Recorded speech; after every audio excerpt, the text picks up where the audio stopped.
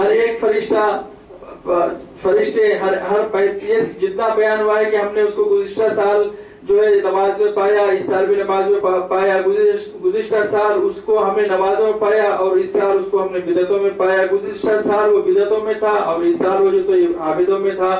اس طریقے کا جو ہے تو سوال جواب کہاں پر کر رہے ہیں سب فرشتے؟ پہلے آسمان پہ. ایک دن اور ایک رات یہ فرشتے جب لیلۃ القدر والے چڑھتے ہیں یہاں سے تو پہلے آسمان پہ ہوتے ہیں، پھر اس کے بعد دوسرے آسمان پہ چڑھتے ہیں، پھر وہاں پر بھی ایک رات اور ایک دن گزارتے ہیں، پھر اس کے بعد وہاں سے یہاں تک کہ سدرۃ المنتہا 7ویں آسمان تک پہنچ جاتے ہیں. تو اس وقت سدرۃ المنتہا ان سے پوچھتا ہے کہ مجھ میں بسنے والوں، میرا بھی حق ہے، میں بھی ان سے محبت رکھتا ہوں جو اللہ عز و جل سے محبت رکھیں، ذرا مجھے بھی تو ان لوگوں کی حالت اور خبر اور ان کے نام بتاؤ. حضرت کعب احبار رضی اللہ تعالیٰ فرماتے ہیں کہ اب فرشتے ان کے سامنے ایک ایک مرد و عورت کا مائے والدیت کے نام بتلاتے ہیں. پھر جنت سدرۃ المنتہا کی طرف متوجہ ہو کر پوچھتی ہے کہ تجھ میں رہنے والے فرشتوں نے جو خبر تجھے دی ہے مجھ سے بھی تو بیان کر. چنانچہ سدرۃ المنتہا اس سے ذکر کرتا ہے. یہ سن کر وہ کہتی ہے کہ اللہ کی رحمت ہو فلاں مرد پر فلاں عورت پر، اے اللہ انہیں جلدی مجھ سے ملا. حضرت جبرائیل علیہ السلام سب سے پہلے اپنی جگہ پہنچ جاتے ہیں. انہیں الہام ہوتا ہے اور یہ عرض کرتے ہیں پروردگار میں نے تیرے فلاں فلاں بندے کو سجدے میں پایا تو انہیں بخش دے. جب یہ فرشتوں کی کاروائیاں ختم ہوتی ہیں، یہ جو میلہ نکلا ہے، یہ جو بارات نکلی ہے فرشتوں کی، یہ تمام جمیلے پورے خوشنما جمیلے یہ جب ختم ہو جاتے ہیں، میلے ختم ہو جاتے ہیں، تو جبرائیل علیہ السلام سدرۃ المنتہا پر جب قیام کرتے ہیں تو اللہ سبحانہ عز و جل کے پاس سے آواز آتی ہے، الہام ہوتا ہے کہ اے جبرائیل کیا حال ہے؟ جبکہ اللہ سبحانہ تعالیٰ عز و جل جاننے والا ہے. تو سیدنا جبرائیل علیہ السلام کہتے ہیں یا رب العالمین میں نے تیرے فلاں فلاں بندے کو تیرے سجدے میں دیکھا ہے، تجھ سے دعائیں مانگتے ہوئے دیکھا ہے، تجھ سے مغفرت مانگتے ہوئے دیکھا ہے، تجھ سے طلبیں مانگتے ہوئے دیکھا ہے، اے اللہ تو اس کو بخش دے. اللہ تعالیٰ فرماتا ہے میں نے اسے بخشا. حضرت جبرائیل علیہ السلام اسے عرش کے اٹھانے والے فرشتوں کو سناتے ہیں. پھر سب کہتے ہیں کہ فلان فلان مرد و عورت پر اللہ تعالیٰ کی رحمتیں ہوں اور مغفرتیں ہوں.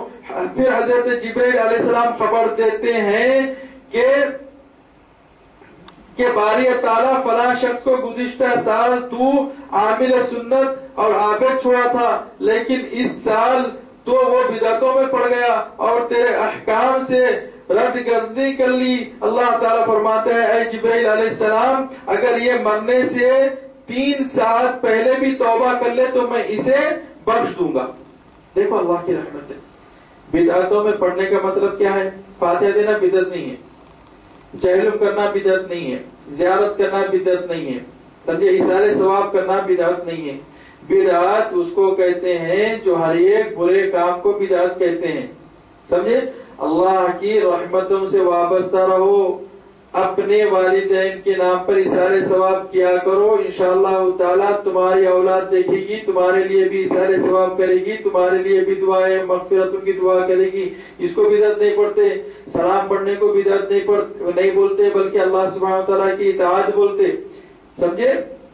اللہ سبحانہ عز و جل کہ حضور میں جو ہے ایسے کام نہیں کرنا. بدعت کا مطلب جو تو حد سے زیادہ فیشن کر رہے ہیں، نماز کو جو تو وقت پہ نہیں پڑھ رہے ہیں، ٹال ٹول کر پڑھ رہے ہیں، جمع کر کے پڑھ رہے ہیں، ہاں ان چیزوں کو جو تو بدعت کہتے ہیں. یا زیادہ صرفہ کرنا، زیادہ خرچہ کرنا وغیرہ، دکھاوا، یہ تمام چیزیں بدعت کہلاتی ہیں.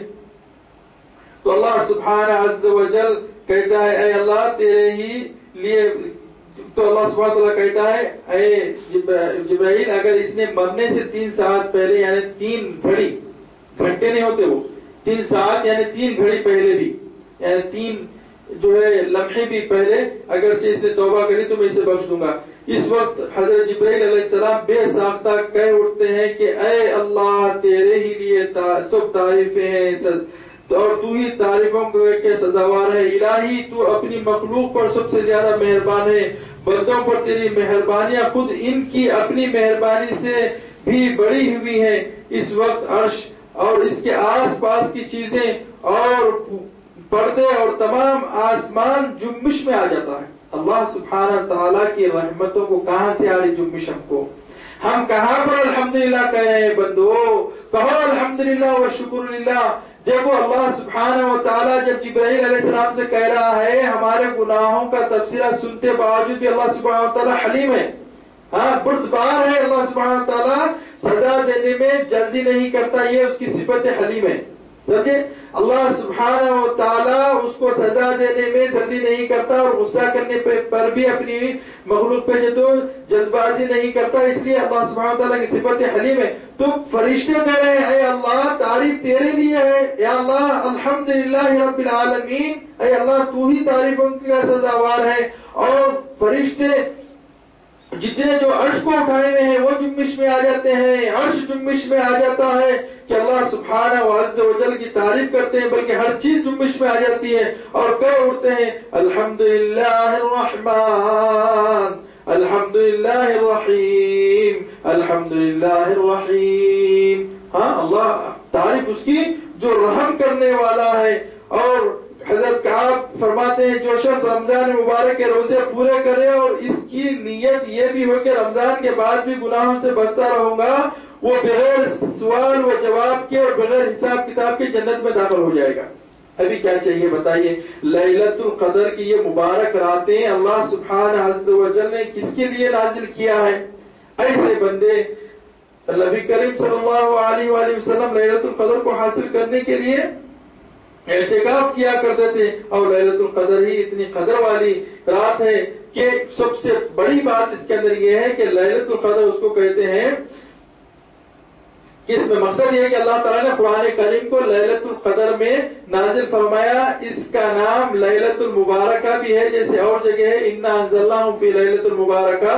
اور یہ بھی قرآن سے ثابت ہے کہ یہ رات رمضان مبارک کے مہینے میں ہے، جیسے شہر رمضان الذی انزل فیہ القرآن، شہر رمضان کے مہینے میں ہی ہم نے قرآن عظیم کو نازل فرمایا ہے. ابن عباس وغیرہ کا قول ہے کہ پورا قرآن پاک لوح محفوظ سے آسمان اول پر جو بیت العزت ہے اس میں نازل ہوا، پھر تفسیر و واقعات کے مطابق بتدریج 23 سال نبی کریم صلی اللہ علیہ وآلہ وسلم پر نازل ہوتا رہا. رسول اللہ صلی اللہ علیہ وسلم تو جیسی جیسی وہ چیزوں کی حاجت ہوتی تھی، سب سے پہلے قرآن ایک مشت بیت لوح محفوظ سے بیت العزت آسمانی دنیا کا اول آسمان کے پر اللہ سبحانہ وتعالی نے ایک عظیم مقام کو بنایا ہے، اس کا نام ہے بیت العزت، یہاں پر رکھا. پھر اس کے بعد رفتہ رفتہ 23 سال تک رسول اللہ صلی اللہ علیہ وآلہ وسلم کو اس کا جو ہے تو قرآن اترتا گیا اور مکمل ہوا. لیکن قدر کا مطلب اس کے اندر سب سے خاص یہ ہے کہ قرآن عظیم کی جملہ فضیلتیں، جملہ برکتیں، جملہ رحمتیں جو ہے وہ اس رات کے اندر انسان کو مل جاتی ہیں. جو بیت لوح محفوظ ہے، جو بیت العزت پہ جو نازل ہوئی ہے، وہ چیزیں اس کو حاصل ہو جاتی ہیں. پھر ہر شان و شوکت کا اظہار قرآن کے اندر ہوتا رہا. اس رات کی ایک زبردست برکت ہوئی ہے کہ قرآن کریم جیسی اعلیٰ نعمت اس رات میں اتری تو پھر فرمایا کہ تمہیں کیا خبر ہے لیلۃ القدر کیا ہے؟ یعنی لیلۃ القدر بہت عظمت والی رات ہے. نبی کریم صلی اللہ علیہ وآلہ وسلم اس رات کو حاصل کرنے کے لیے اعتکاف کیا کرتے تھے. جب کوئی اطاعت میں اعتکاف کرنے کا ارادہ کرے تو لازم ہے کہ جان لے کہ اعتکاف شریعت میں کس طرح سے کرنا ہے. میں نے اعتکاف پر باب اعتکاف کتاب کا تالیف کیا ہوں، انشاءاللہ تعالی آپ لوگ پڑھیں گے، تمام احکام اس کے اندر ہے. اعتکاف کی کیا خصوصیت ہے؟ اعتکاف ایک مخصوص عبادت ہے، مخصوص وقت میں، مخصوص جگہ میں، مخصوص شرط پر. علماء کا اجماع ہے کہ اعتکاف واجبات میں نہیں بلکہ قرب الہی حاصل کرنے کا سب سے بہترین عمل ہے.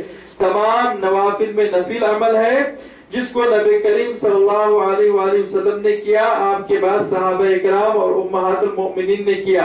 اگر کوئی چاہے کہ اعتکاف کرے تو لازم ہے کہ وہ دخول اعتکاف کی شرطوں کی پابندی، دخول اعتکاف کے حقوق اور شرطوں کی ادائیگی پر پابندی کرے. ایسا نہ ہو کہ اعتکاف کی ادائیگی سے بے صبرا ہو جائے اور اعتکاف کی شرطوں سے عاجز آ جائے.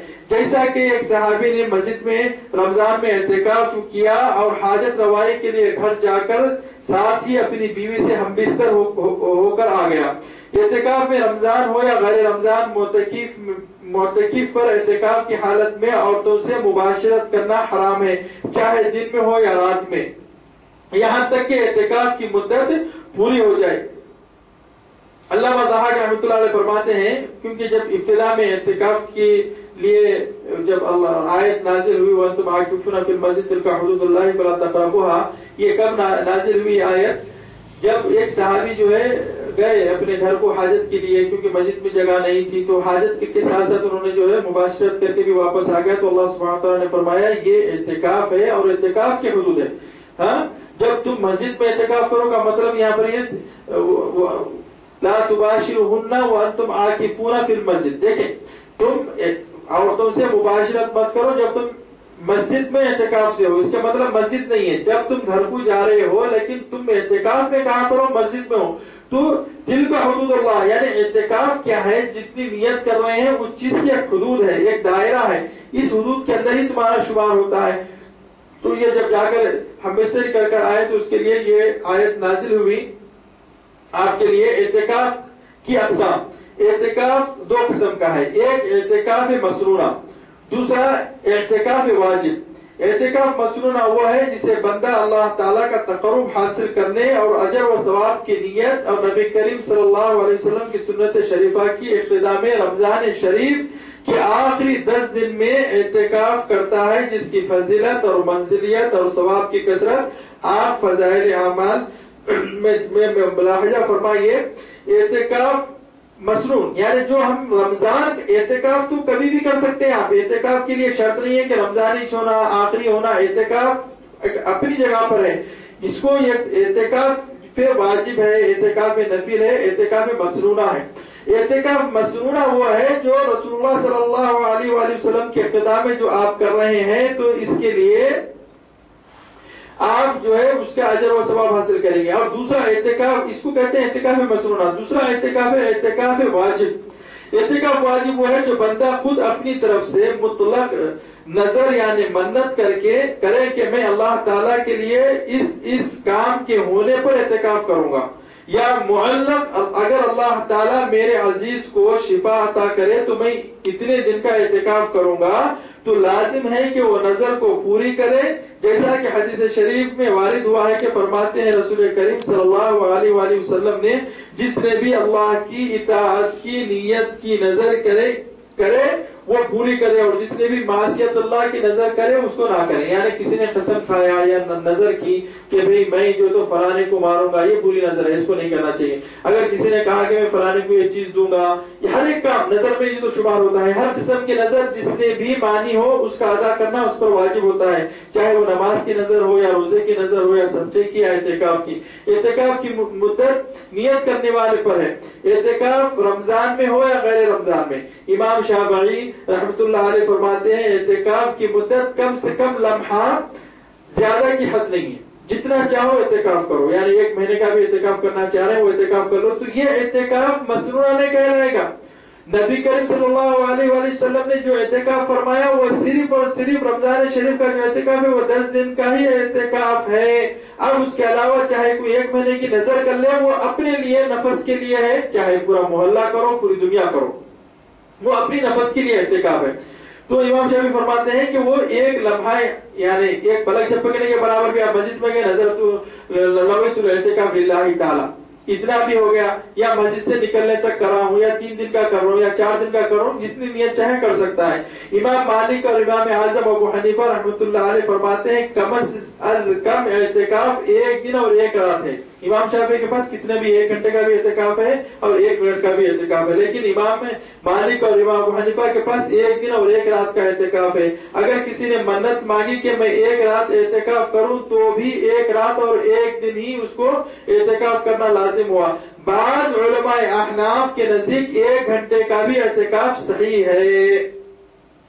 بخاری شریف میں حضرت عبداللہ بن عمر نے فرمایا، عمر بن خطاب رضی اللہ تعالیٰ عنہ نے نبی کریم صلی اللہ علیہ وآلہ وسلم سے دریافت فرمایا، یا رسول اللہ میں نے جہالت میں نظر مانی تھی کہ ایک رات کے لیے مسجد حرام میں اعتکاف کروں گا، تو حضور صلی اللہ علیہ وسلم نے فرمایا تو پھر اپنی نظر کو پوری کر لے۔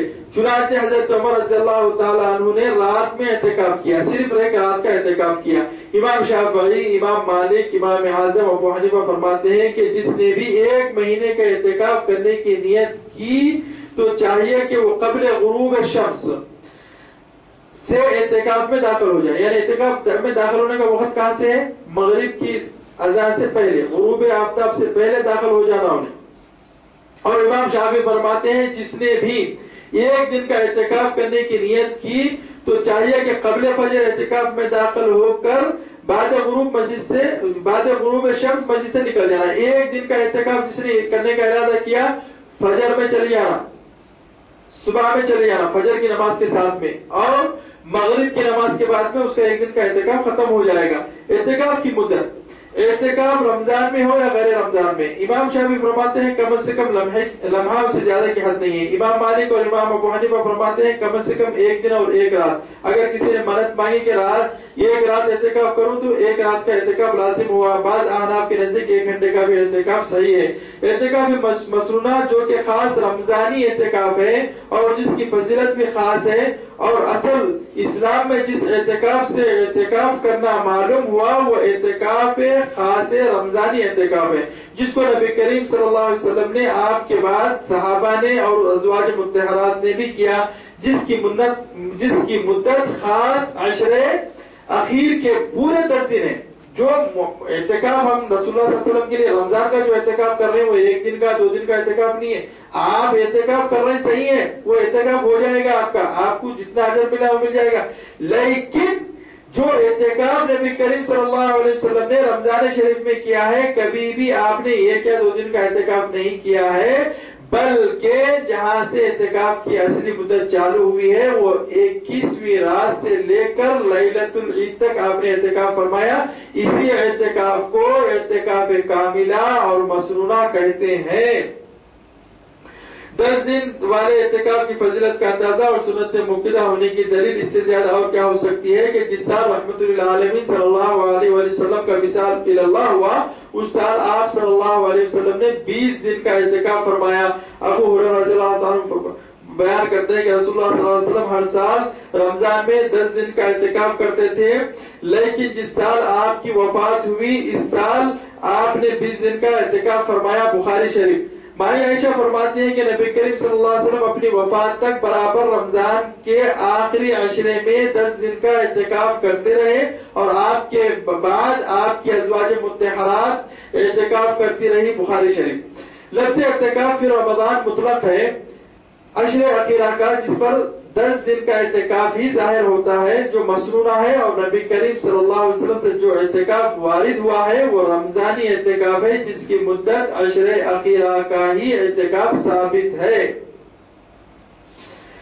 حبیب اللہ صلی اللہ علیہ وسلم نے رمضان مبارک میں جو اعتکاف فرمایا وہ اعتکاف خاص لیلۃ القدر کے لیے فرمایا، اور ابتدا میں آپ صلی اللہ علیہ وسلم نے لیلۃ القدر کو رمضان مبارک کے تمام مہینے میں تلاش کیا، لیکن جب بھی اعتکاف کیا 10 دن کا ہی اعتکاف کیا، 1 رمضان مبارک سے 10 رمضان مبارک تک۔ پھر آپ نے اعتکاف کو توڑ دیا اور پھر فرمایا مجھے لیلۃ القدر دکھائی گئی، پھر بلا دی گئی، پھر 20 رمضان سے، پھر 11 رمضان سے 20 رمضان تک اعتکاف کیا، پھر اس کے بعد 21ویں رات سے جو ہے تو 30 رمضان یا لیلۃ العید تک اعتکاف فرمایا۔ نبی کریم صلی اللہ علیہ وسلم جو اعتکاف رمضان سے نبی کریم صلی اللہ علیہ وسلم سے جو اعتکاف رمضانی ثابت ہے وہ صرف 10 دن کا ہی اعتکاف ثابت ہے رہا۔ بعض لوگ رمضان کے آخری عشرے میں کوئی 3 دن اور کوئی 1 دن، کوئی خاص کر 27ویں رات کا اعتکاف کرتے ہیں۔ یہ اعتکاف سنت موقدہ والا اعتکاف نہیں کہلائے گا، بلکہ معلق اعتکاف کہلائے گا، جس کی فضیلت بھی حدیث شریف سے یوں ثابت ہے کہ من قام لیلۃ القدر ایمانا واحتسابا غفر له ما تقدم من ذنبه۔ ابو ہریرہ رضی اللہ عنہ فرماتے ہیں نبی کریم صلی اللہ علیہ وسلم نے فرمایا جو شخص لیلۃ القدر میں ایمان و احتساب کے ساتھ اللہ کی عبادت کرے اس کے پچھلے تمام گناہ معاف ہو جاتے ہیں۔ بخاری شریف۔ احتساب حصول ثواب و اجر کے ارادے سے اعتکاف کرنے کو کہتے ہیں. اور امیر المومنین سیدنا عمر صلی اللہ تعالی عنہ نے نبی کریم صلی اللہ علیہ وسلم سے ایک دن کے اعتکاف کی نظر کی ذکر کی تو آپ نے فرمایا کہ آپ ایک دن کا اعتکاف کرو. مکان اعتکاف کی جگہ، اعتکاف مسجد میں ہی کرنا ضروری ہے، اور وہ مسجد میں جس میں نماز باجماعت ادا ہوتی ہو، اور افضل ہے کہ جامع مسجد میں، تاکہ جمعے کی نماز کے لیے مسجد سے نکلنے کی ضرورت نہ ہو. اعتکاف مسجد کے بغیر صحیح نہیں ہوگا. حضرت حذیفہ سے روایت ہے کہ لا اعتکاف الا فی المسجد، مسجد کے علاوہ دوسری جگہ اعتکاف صحیح نہیں ہوگا، کیونکہ عابد کو نماز باجماعت کا انتظار کرنا چاہیے. اسی لیے مسجد میں اعتکاف کرنا ضروری ہے جہاں 5 وقت کی نماز باجماعت ادا کی جاتی ہو. اور عورتوں کی اعتکاف کی جگہ ان کا گھر ہے. عورتیں بھی اعتکاف کر سکتی ہیں، لیکن ان کا اصلی جگہ جو ہے وہ ان کا گھر ہے، جہاں پر وہ نماز ادا کرتی رہتی ہیں، کیونکہ روزمرہ کی نماز کا انتظار بھی وہ گھر ہی میں کرتی ہیں. اسی طرح عورت بھی اگر اعتکاف کرنے کا ارادہ کرے تو وہ اپنے گھر میں جس جگہ پر ایک جگہ کو مخصوص کر کے اعتکاف کر لیں. گھر کا کام کاج وغیرہ سب کچھ کر سکتی ہیں. کام کے بعد میں اعتکاف کی جگہ پر واپس چلی جائے، کسی سے بات چیت وغیرہ نہ کرے، اور نہ مہمانداری کرے، اور نہ شوہر سے ہم بستری کرے. صرف ضروریات گھر کے کام کے بعد عبادت میں لگی رہے. انشاءاللہ تعالی جو اعتکاف مرد مسجد میں کر رہے ہیں، وہ اعتکاف کا اجر عورتوں کو گھر میں کرنے سے حاصل ہوگا. اس لیے کہ عورتوں پر رمضان شریف ہو یا غیر رمضان شریف ہو، مسجد میں نماز ادا کرنا ضروری نہیں، بلکہ گھر پر ہی ادا کرنا فرض اور ضروری ہے. مفسدات اعتکاف، اگر کوئی چاہے کہ اعتکاف کرے تو لازم ہے کہ وہ دخول اعتکاف کی شرطوں کی پابندی اور حقوق کی ادائیگی کا پورا خیال رکھیں. ایسا نہ ہو کہ اعتکاف کے احکام کی ادائیگی میں بے صبر ہو جائے اور اعتکاف کی شرطوں سے عاجز آ جائے. اعتکاف کی حالت میں غیر ضروری مسجد سے نکلنا، ضروری حاجت کے لیے گھر جا کر اپنی بیوی سے صحبت کرنا. اعتکاف میں مسئلہ نہ ہو کہ اعتکاف واجب ہو، مسجد سے غیر ضروری باہر نکلنے سے اعتکاف باطل ہو جاتا ہے، ٹوٹ جاتا ہے. مسجد میں دنیا کی غیر ضروری گفتگو کرنا، مسجد میں لڑائی کرنا، قہقہے لگا کر ہنسنا، کھیل کود کرنا وغیرہ اعتکاف کو توڑ دیتا ہے. کبیرہ گناہوں سے اعتکاف باطل ہو جاتا ہے. کبیرہ گناہ عبادت کی ضد ہے، جیسا کہ پیٹ سے ہوا خارج ہونے سے طہارت ٹوٹ جاتی ہے، وضو ٹوٹ جاتا ہے اور نماز نہیں ہوتی، اور ہر حرام چیز سے پرہیز کرنا، اس لیے کہ اعتکاف اعلیٰ منازل کی عبادت ہے. اب معتکف کن چیزوں کے لیے مسجد سے باہر نکل سکتا ہے؟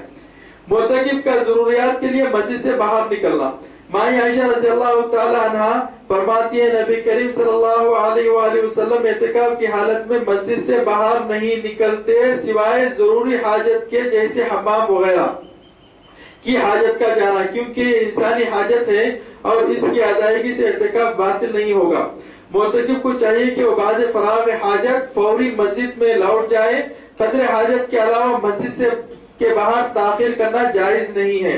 اگر مسجد میں طہارت وغیرہ کے لیے جگہ نہ ہو تو معتکف اپنے گھر جا کر اپنی حاجت پوری کر لوٹ جائے. گھر کا کام وغیرہ نہ کرے اور نہ ہی اپنی بیوی کو گلے لگائے اور نہ بوسہ دے اور نہ جنازے میں شرکت کرے اور نہ عیادت بیمار پرسی کرے.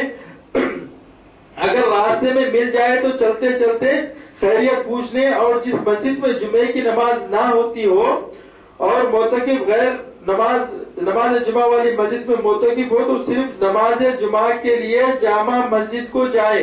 وہ بھی کس طرح سے جائے کہ یہ اس بات کا خیال رکھے کہ وہ مسجد میں نماز کے وقت پہنچ جائے، اگرچہ مسجد دور ہے، کیونکہ جمعے کی نماز کا خطبہ بعد زوال شروع ہو جاتا ہے. تو اس بات کا خیال رکھیں کہ بھی اب بعد زوال خطبہ شروع ہونے والا ہے، اس وقت کے اوپر وہ وہاں پر پہنچ جائے. اور بعد خطبہ جیسا نماز ہوگی، نماز ہوتے کے ساتھ ہی فوری جو تم جامع مسجد سے جو تو اپنی اعتکاف والی جگہ کے اوپر واپس آ جائیں. صرف نماز باجماعت پڑھنے کا جو تو خیال کر کے وہاں پڑھ جائے. اور نماز جمعہ سے پہلے 4 رکعت سنت اور 2 رکعت تحیۃ المسجد ادا کریں اور بعد نماز جمعہ 4 رکعت ادا کر لیں. اگر جامع مسجد میں ہی اعتکاف کر لیں تو سنت سنت کا زیادہ ثواب حاصل ہوگا اور اعتکاف سے باہر نکلنے کی ضرورت بھی نہ پڑے گی اور اعتکاف باطل بھی نہ ہوگا۔ امام ابو حنیفہ رحمۃ اللہ علیہ فرماتے ہیں اگر معتکف 1 گھنٹے سے زیادہ مسجد سے باہر رہا تو اعتکاف باطل ہو جائے گا۔ معتکف کا کھانا پینا سونا مسجد میں ہونا چاہیے۔ نبی کریم صلی اللہ علیہ وسلم مسجد میں ہی طعام و آرام فرمایا کرتے تھے۔ اگر معتکف کو گھر سے کھانا پینا پہنچانے والا کوئی نہ ہو تو خود گھر کو جا کر کھانا لائے مگر مسجد میں ہی کھائیں۔ اعتکاف کی حالت میں کیا مستحب ہے اور کیا مکروہ ہے؟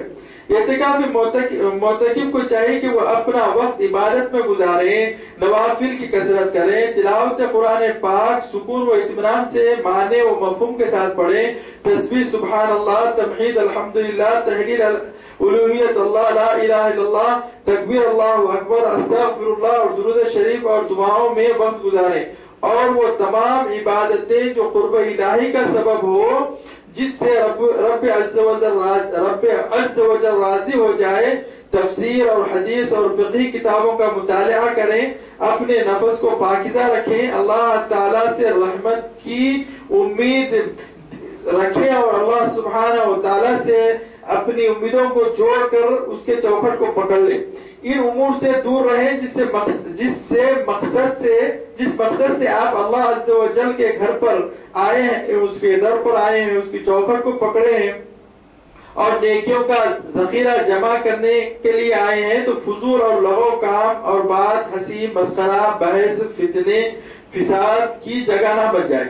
اب مسجد میں آئے فلانا آ کے بحث کر رہا، وہ ایسا ہے ایسا ہے، یہ چیزیں بھی جو ہے معتکف کو نہیں کرنا چاہیے، وہ اپنی عبادت کے اندر ہی لگا ہوا رہنا ہے اور جو تو حدیث تفسیر وغیرہ کی کتابیں بھی وہ جو تو پڑھ سکتا ہے، جس سے جو فائدہ آپ حاصل کرنے کے لیے آئے ہیں اگر آپ فتنہ فساد کرتے بیٹھے تو اس سے کیا ہوتا ہے جو فائدہ آپ حاصل کرنے کے لیے آئے ہیں وہ گناہوں میں بدل جائے گا۔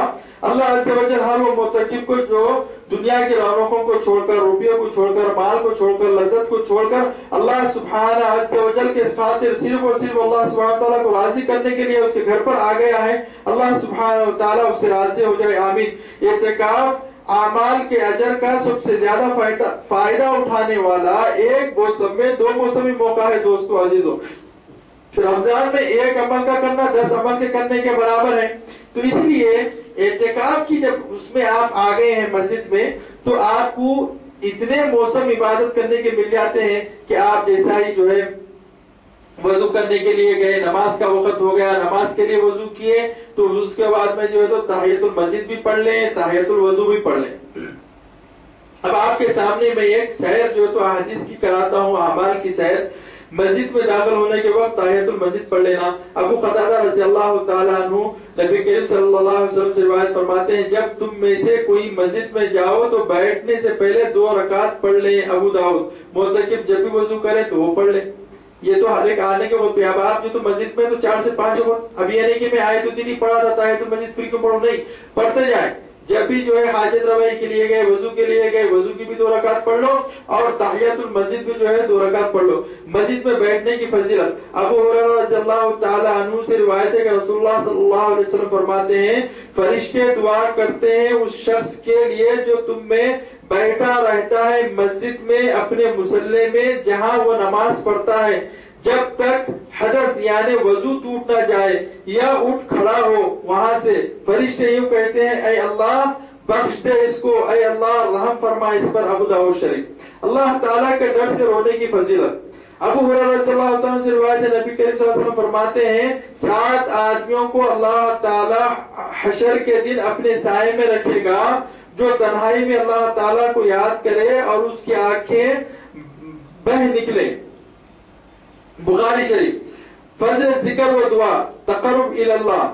ابی ہریرہ رضی اللہ عنہ سے روایت ہے نبی کریم صلی اللہ علیہ وسلم فرماتے ہیں اللہ تعالیٰ فرماتا ہے میں اپنے بندے کے گمان کے قریب ہوں جب وہ مجھے یاد کرتا ہے میں اس کے ساتھ ہوں، اگر وہ مجھے دل میں یاد کرتا ہے میں بھی اس کو اپنے دل میں یاد کرتا ہوں، اگر وہ مجھے مجمع میں یا جماعت میں یاد کرتا ہے تو میں بھی اس سے اچھی جماعت میں یاد کرتا ہوں، اور جب وہ مجھ سے قریب آتا ہے تو میں اس کے جب وہ میں اس کے قریب ہو جاتا ہوں. جب وہ مجھ سے ایک بالش قریب آتا ہے تو میں اس کے ایک ہاتھ قریب ہو جاتا ہوں. جب وہ ایک ہاتھ نزدیک ہوتا ہے تو میں اس سے 2 ہاتھ نزدیک ہوتا ہوں. اور جب وہ بندہ میرے پاس چل کر آتا ہے تو میں دوڑ کر اس کے پاس جاتا ہوں. صلاۃ الضحیٰ، چاش کی نماز کی فضیلت. ابی ذر رضی اللہ عنہ سے روایت ہے، نبی صلی اللہ علیہ وسلم فرماتے ہیں جب صبح ہوتی ہے تو ہر شخص سلامتی کے ساتھ اٹھنے پر ایک صدقہ لازم ہوتا ہے. ہر صبح کے دن ہر ایک آدمی کے اوپر ایک بالکل نئی بات آپ کے سامنے آ رہی ہے. بہت سارے میں بعض ہمارے احباب اور بعض ہمارے علماء کو بھی جو ہے میں یہ حدیث کا ذکر فرمایا تو انہوں نے بھی تعجب کیا ہے اس کے اوپر کہ نبی کریم صلی اللہ علیہ وسلم کی یہ حدیث شریفہ کہ ہر انسان جب اٹھتا ہے تو اس کے اٹھنے کی سلامتی پر اس پر ایک چیز لازم آتی ہے، اور پھر اس کے بعد ہر ایک اس کے اعمال پر بھی اس کے اوپر ایک چیز لازم آتی ہے. کیا فرماتے ہیں اللہ کے رسول صلی اللہ علیہ وسلم؟ جب صبح ہوتی ہے تو ہر شخص کی سلامتی کے ساتھ اٹھنے پر ایک صدقہ لازم ہوتا ہے، اس کے اٹھنے پر ایک صدقہ لازم ہوتا ہے. پھر اس کے لیے ہر نماز کا ایک صدقہ ہے، جو ہر نماز پڑھا ہے نماز کے اوپر بھی اس کو ایک صدقہ دینا پڑے گا. اور ہر روزے کا ایک صدقہ ہے، اور روزے کے اوپر بھی ایک صدقہ ہے. اور ہر حج کا ایک صدقہ ہے، اور ہر تسبیح کا ایک صدقہ ہے، ہر تکبیر کا ایک صدقہ ہے، ہر تمہید کا ایک صدقہ ہے. پھر رسول اللہ صلی اللہ علیہ وسلم نے وہ تمام نیک اعمالوں کو بیان فرمایا، ان سب سے ایک چیز کافی ہے. یعنی ہر چیز کے لیے ایک صدقہ ہے، لیکن ان تمام چیزوں کے لیے کیا چیز کافی ہے یہ پورے صدقے دینے کے لیے؟ فرمایا 2 رکعات چاش کی نماز کی. ابو داؤد شریف. اس حدیث شریف کا مطلب یہ ہے کہ جیسے روزہ رکھنے کے بعد زکات الفطر ادا کر کے روزوں کی لغزشوں کو پاک کرتے ہیں، اسی طرح دوسرے نیک اعمال کو پاک کرنے کی زکات چاش کی نماز ہے، یعنی صلاۃ الضحیٰ ہے. نعیم بن حمار رضی اللہ عنہ فرماتے ہیں کہ میں نے سنا رسول اللہ صلی اللہ علیہ وسلم فرماتے ہیں اللہ عز و جل فرماتا ہے اے آدم کہ بیٹے مت خزا کر 4 رکعت دن کے شروع کی، تجھ کو کافی ہوگی دن ختم ہونے تک. اے بنی آدم کے بیٹے 4 رکعتیں جب دن شروع ہوتا ہے تو اس کو خزا مت کر، کیونکہ تیرے سارے دن کے لیے کافی ہے، میں کفایت کروں گا. یعنی کون سی رکعت ہے؟ اشراق کی نماز ہے. 4 رکعت جس نے پڑھ لیا اس کے لیے یہ کافی ہے، یعنی سارے دن میں تیرا محافظ ہوں گا. اور یہ شروع دن یعنی اشراق کے وقت کی 4 رکعت نماز ہے. اور حدیث شریف کے اندر آیا ہے جس نے صلاۃ الضحیٰ کی نماز پڑھا، نبی کریم صلی اللہ علیہ وسلم نے فرمایا 3 مرتبہ العمرۃ التامہ العمرۃ التامہ العمرۃ التامہ، جس نے چاش کی نماز پڑھا اس کو لیے ایک عمرے کا ثواب ہے. عمرۃ التامہ عمرۃ التامہ اللہ کے رسول صلی اللہ علیہ وسلم نے فرمایا. اور صلاۃ التسبیح کی نماز بھی جو تو اس میں ادا کر لیا کیجئے. معتکف بھائیوں، اعتکاف کی حالت میں ہر ایک نماز کو، ہر ایک سنت کو آپ پوری کرتے جاؤ. تہجد کی نماز پڑھو، صلاۃ تسبیح کی نماز پڑھو، وضو کی نماز پڑھو، اس کے بعد جو ہے آپ جو ہے تحیۃ المسجد کی نماز پڑھو، اشراق کی نماز پڑھو. اور ایک معمول جو ہے تو اس کے اندر بنا لو کہ آپ عبادتوں کے اندر ذکر و اذکار کے اندر مشغول ہو جائیں. تو اس سے جو ہے آپ کا جو قیام ہے لیلۃ القدر کو حاصل کرنے کا انشاءاللہ تعالی اللہ سبحانہ و تعالی آپ کو لیلۃ القدر کی نعمتوں سے نوازے. اللہ سبحانہ و تعالی ہر مومن مرد و مسلمان، مرد مسلمان اور عورتیں مسلمان ہوں اور مومنوں کی دعاؤں کو قبول و مستجاب فرمائے. ان کو اعتکاف بیٹھنے کی توفیق عطا فرمائے، اس کی دلچسپی اللہ سبحانہ و تعالی ان کو عنایت فرمائے. اور اللہ سبحانہ و تعالی ہمارے روزوں کو قبول و مستجاب فرمائے، اور اگلے سال ہمیں اعتکاف کرنے کی توفیق عطا فرمائے اور لیلۃ القدر کا قیام کرنے کی توفیق عطا فرمائے. وآخر دعوانا الحمد للہ رب العالمین.